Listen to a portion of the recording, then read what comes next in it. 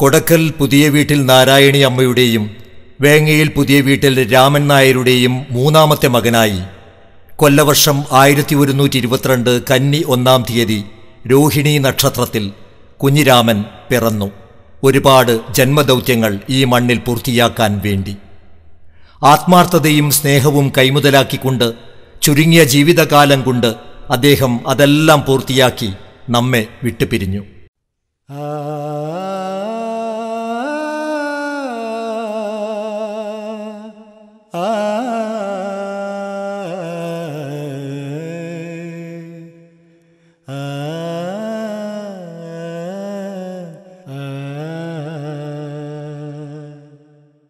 ഒരു പാട്ടു പാടാമോ,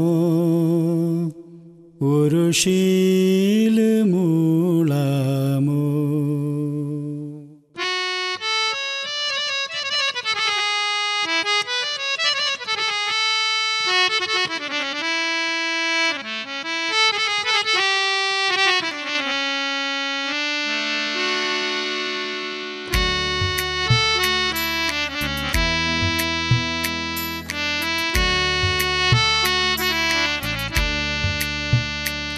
ഒരു പാട്ട് പാടാമോ, ഒരു ശീല് മൂളാമോ?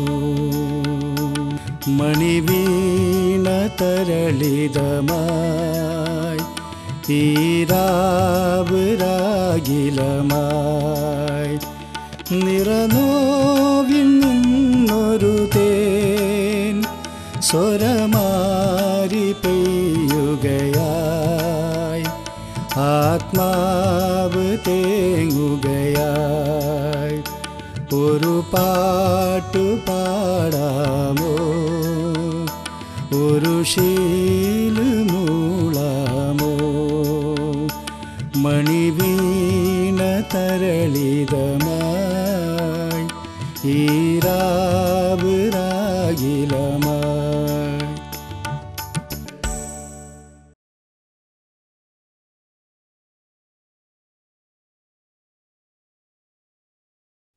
കുഞ്ഞപ്പൻ, നാരായണൻ, കുഞ്ഞിരാമൻ, കുഞ്ഞികൃഷ്ണൻ, കുഞ്ഞിക്കണ്ണൻ എന്നീ 5 സഹോദരങ്ങളും ഏകമാനസരായി മരണം വരെ ജീവിക്കാൻ കാരണമായത് കുഞ്ഞിരാമൻ തന്നെയാണ്. അദ്ദേഹം കുടുംബത്തോടും സമൂഹത്തോടും ഉത്തരവാദിത്തമുള്ളവനായി തൻ്റെ കടമ നിർവഹിച്ചു. കളിച്ചും പഠിച്ചും നടക്കേണ്ട പ്രായത്തിൽ തന്നെ കുടുംബത്തിൻ്റെ ഭാരം ഏറ്റെടുക്കാൻ ജ്യേഷ്ഠന്മാരോടൊപ്പം അദ്ദേഹം തയ്യാറായി.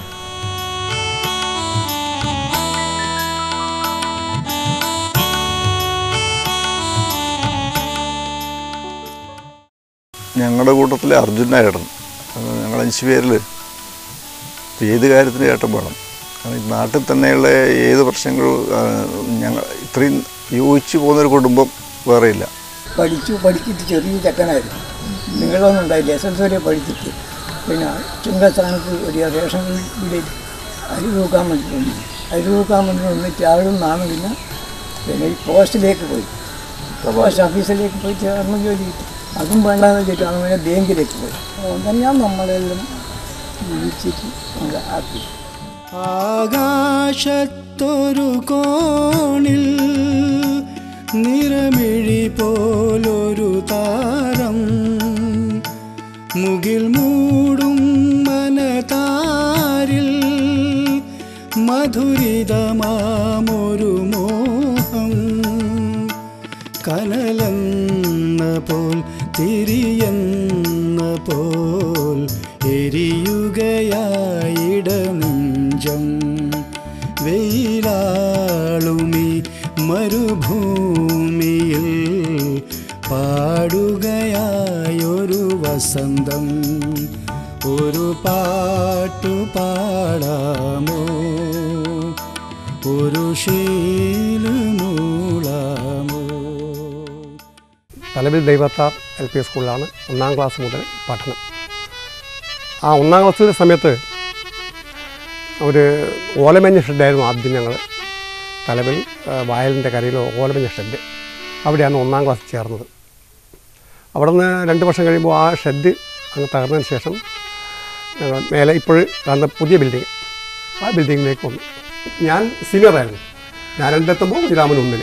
പക്ഷെ 5ാം ക്ലാസ് എത്തുമ്പോൾ നമ്മൾ ഒന്നിച്ച്, കാരണം ഒരു ഡബിൾ പ്രൊമോഷൻ കിട്ടി 5ലേക്ക് വരെയത്. കാരണം നല്ല ബ്രൈറ്റാണ് പഠിക്കാൻ. അന്ന് തന്നെ വളരെ ബ്രൈറ്റാണ്. എല്ലാ കാര്യങ്ങളും ബൈഹാർട്ടാക്കാനും ഒക്കെ നല്ല ബ്രൈറ്റാണ്. തലവിലിനടുത്ത പ്രദേശമായ കൂവേരിയിലെ കൊട്ടക്കാനം പ്രൈമറി സ്കൂൾ അപ്ഗ്രേഡ് ചെയ്ത് അപ്പർ പ്രൈമറിയായി. തലവിലും കൂവേരിയിലും മറ്റ് സമീപ പ്രദേശങ്ങളിലുമുള്ള ദരിദ്രരായ കർഷകരുടെ മക്കൾ 5ാം ക്ലാസ്സിനപ്പുറം പഠിക്കാൻ ഈ വിദ്യാലയം കാരണമായി. പഠനത്തിൽ അതിസമർത്ഥനായ കുഞ്ഞിരാമനെ തുണച്ചതും ഈ വിദ്യാലയം തന്നെ. ഒരു പാട്ടു പാടാമോ, ഒരു ശീലമൂളാമോ.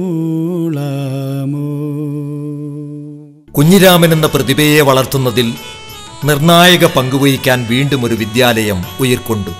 മലയോര മേഖലയിലെ ആദ്യത്തെ ഹൈസ്കൂൾ ചപ്പാരപ്പടവിൽ 1960 സ്ഥാപിക്കപ്പെട്ടതുകൊണ്ട് കുഞ്ഞിരാമന് ഹൈസ്കൂൾ വിദ്യാഭ്യാസവും നേടാനായി. മലയോര ഗ്രാമമായ ചപ്പാരപ്പടവിൽ കാടുകൾക്ക് നടുവിലായി ഒരു ഹൈസ്കൂൾ ഉണ്ടായത് 1960 ഓർമ്മ. മുട്ടുമറിയാത്ത ട്രൗസറും പുതിയ ഷർട്ടുമിട്ട് സുന്ദരനായ ഒരു കൊച്ചു പയ്യനായിരുന്നു ശ്രീ കുഞ്ഞിരാമൻ. എൻ്റെ വിദ്യാർത്ഥി മാത്രമല്ല, സ്നേഹിതനായി തീർന്നു. 10ാം ക്ലാസ് ഫസ്റ്റ് ക്ലാസ്സിൽ പാസ്സായെങ്കിലും വീട്ടിലെ സാമ്പത്തിക പരാധീനതയിൽ കോളേജ് വിദ്യാഭ്യാസം വിദൂര സ്വപ്നം പോലുമല്ലാത്തതുകൊണ്ട് അദ്ദേഹം കണ്ണൂരിലെ ട്രെയിനിങ് സ്കൂളിൽ അധ്യാപക പരിശീലനത്തിന് ചേർന്നു. പോസ്റ്റൽ ഡിപ്പാർട്ട്മെൻറ്റിൽ ജോലി കിട്ടിയപ്പോൾ അവിടുത്തെ പഠനം മതിയാക്കി. കുഞ്ഞിരാമൻ സെക്കൻഡറി വിദ്യാഭ്യാസത്തിന് ശേഷം പോസ്റ്റൽ ഡിപ്പാർട്ട്മെൻറ്റിൽ ജോലി കിട്ടി. കണ്ണൂരിൽ വന്ന മുതലാണ് നമ്മൾ തമ്മിലുള്ള കൂടുതൽ ബന്ധമുണ്ടായത്. അതിനു മുമ്പ് തന്നെ അദ്ദേഹത്തിന് നാട്ടിൽ നിന്ന് പഠിക്കുന്ന കാലഘട്ടത്തിൽ തന്നെ അദ്ദേഹവും കുറ്റൂരും തമ്മിലുള്ള എൻ്റെ നാടും തമ്മിലുള്ള ബന്ധം വെച്ചുകൊണ്ട് ചിലപ്പോഴൊക്കെ കണ്ടുമുട്ടിയിട്ടുണ്ട്. ഇവിടെ കണ്ണൂരിൽ വന്ന് അധികം വൈകാതെയാണ് 67-68 കാലത്ത് പോസ്റ്റൽ ഡിപ്പാർട്ട്മെൻറ്റിൽ PNT ജീവനക്കാർ അഖിലേന്ത്യാ അടിസ്ഥാനത്തിൽ ദേശീയ പണിമുടക്കം നടത്തിയത്. അത് വലിയ ഒച്ചപ്പാടുണ്ടാക്കിയ സമരമായിരുന്നു. ആ സമര കാലഘട്ടത്തിൽ കുഞ്ഞിരാമൻ അതിൻ്റെ ഒരു പ്രത്യേക ഘട്ടത്തിൽ ഡിപ്പാർട്ട്മെൻറ്റിൽ നിന്നും സസ്പെൻഡ് ചെയ്ത് പിന്നീട് ഇത് പ്രൊബേഷണറി ആണ് എന്നുള്ള കാരണം കൊണ്ട് പിരിച്ചുകൊണ്ടുകൊണ്ട് ഉത്തരവുണ്ടായി.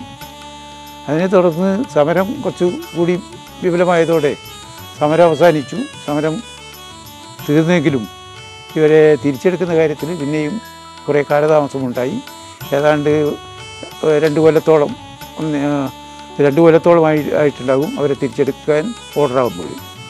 അതിനു മുമ്പേ തന്നെ ബാങ്കിൽ അപേക്ഷ നൽകുകയും ബാങ്കിൽ ജോലി ഏതാണ്ട് ശരിയാകുന്ന ഘട്ടമായിരുന്നു. അതുകൊണ്ട് തന്നെ തുടർന്ന് പിന്നെ SPTയിൽ ജോലിയുമായി പോവുകയാണ് ഉണ്ടായത്. 1970 ബാങ്കിൽ ചേരുന്നതിന് മുമ്പേ തന്നെ ഐതിഹാസികമായ ഒരു സമരം നയിച്ചതിൻ്റെ പേരിൽ PNTയിൽ വർക്ക് ചെയ്യുമ്പോൾ ഐതിഹാസികമായ ഒരു സമരം നടത്തിയതിൻ്റെ പേരിൽ പിരിച്ചുവിടപ്പെടുകയും അതിനുശേഷം 2 വർഷം ജോലിയില്ലാതെ കഷ്ടപ്പെട്ടു എന്നൊക്കെ അദ്ദേഹം പിന്നീട് നമ്മളടുത്ത് എങ്ങനെ നമുക്ക് ഉപദേശിക്കുമായിരുന്നു. നിങ്ങൾക്കൊന്നും അതിൻ്റെ വില അറിയില്ല. അപ്പോൾ അത്രയും വളരെ ഇതായിട്ട് കഷ്ടപ്പെട്ടിട്ടായിരുന്നു 1970 അദ്ദേഹം ബാങ്കിൽ കയറുമ്പോൾ അദ്ദേഹത്തിന് സൗഭാഗ്യം കുറേ വന്നു. കാരണം സിൻഡിക്കേറ്റ് ബാങ്കിൽ കിട്ടി, SBTയിൽ കിട്ടി. അപ്പം അദ്ദേഹം SBTയിൽ ചേരാൻ ആണ് താല്പര്യപ്പെട്ടത്. അത് തീർച്ചയായും SBTയുടെ തന്നെ ഒരു ഭാഗ്യം എന്നേ പറയാം. അല്ലെങ്കിൽ സാമ്പത്തിക പ്രയാസങ്ങൾക്ക് അല്പം ശമനമുണ്ടായതോടെ മനസ്സിനിണങ്ങിയ ജീവിതസഖിയെ കണ്ടെത്താനും കുഞ്ഞിരാമന് കഴിഞ്ഞു. ഹൈസ്കൂൾ ക്ലാസ് മുതൽ സഹപാഠിയും ആത്മമിത്രവുമായിരുന്ന രാമദാസിന്റെ സഹോദരി ചന്ദ്രവല്ലിയായിരുന്നു അദ്ദേഹത്തിന്റെ വധു.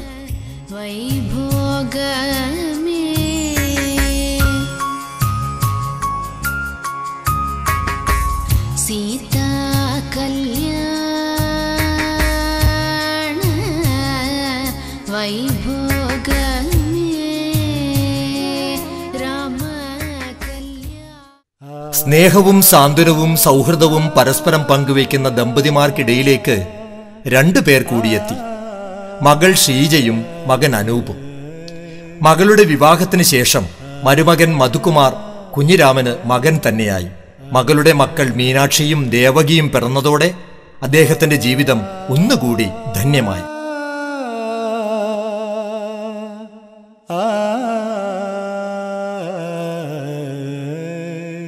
മകന്റെ ജീവിതത്തിൽ മറ്റൊരു ഭാഷ സംസാരിക്കുന്ന അന്യദേശക്കാരിയായ ഒരു പെൺകുട്ടി കടന്നു വന്നു. അവരുടെ വിവാഹശേഷം അധികം വൈകാതെ മുത്തച്ഛനെ ലാളിക്കാൻ ഒരാളെ കൂടി ലഭിച്ചു. അനൂപിന്റെയും മുംബൈക്കാരിയായ പുത്രവധു സബീഹയുടെയും കുഞ്ഞുമോൻ ആര്യൻ. കുടുംബത്തെക്കുറിച്ചുള്ള കുഞ്ഞിരാമന്റെ ഏക സങ്കടം മകനും കുടുംബവും അടുത്തില്ല എന്നത് മാത്രമായിരുന്നു. കുഞ്ഞിരാമേട്ടനും ഞാനുമായി ഒരു 4-5 വർഷത്തെ 5-6 വർഷത്തെ ബന്ധമേ ഉള്ളൂ.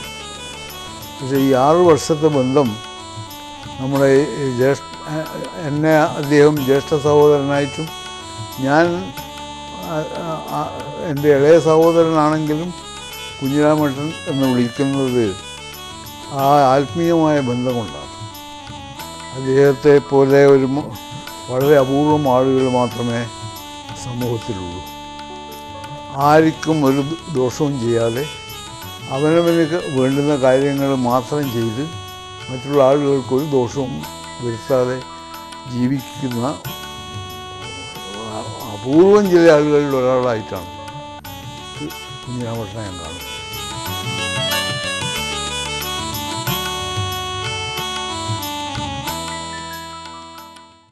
ഒരാളുടെ വ്യക്തിത്വത്തിൻ്റെ മഹത്വം നമ്മൾ മനസ്സിലാക്കുന്നത് അവരുടെ പ്രവൃത്തിയിലൂടെയാണ്.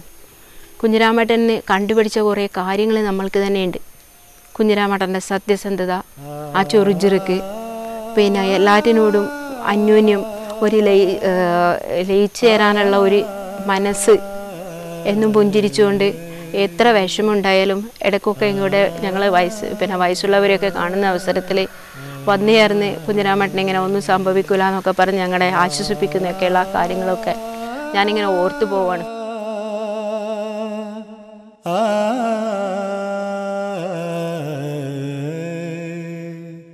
ഏഴാം ക്ലാസ് പഠിക്കുമ്പോൾ എൻ്റെ കുഞ്ഞിരാമനെ എൻ്റെ രാമദാസനോട് വന്നിട്ട് ഒക്കെ എപ്പോഴും മറക്കാനില്ല. ഞാൻ ചായ പലഹാരം പോകും. പിന്നെ ഇപ്പം എൻ്റെ സ്വന്തം ആണരമാണ്. എൻ്റെ സ്വന്തം അമ്മ പെറ്റ മോനെ പോലെയാണ് എന്നോടുള്ള എനിക്ക് അങ്ങോട്ടും ഇങ്ങോട്ടുള്ള സ്നേഹം.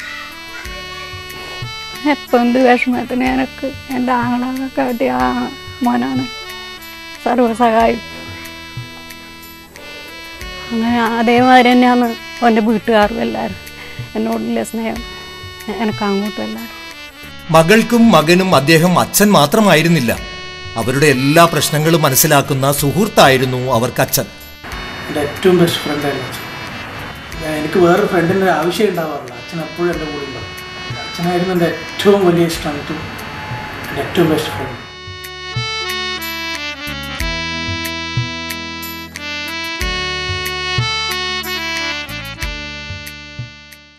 കുഞ്ഞിരാമേട്ടൻ എന്ന പൊതുപ്രവർത്തകനാണ് എൻ്റെ ഓർമ്മയിലുള്ളത്. അദ്ദേഹം ജോലിയിൽ നിന്ന് വിരമിച്ച് ബാങ്ക് ഉദ്യോഗസ്ഥനായിരുന്നല്ലോ.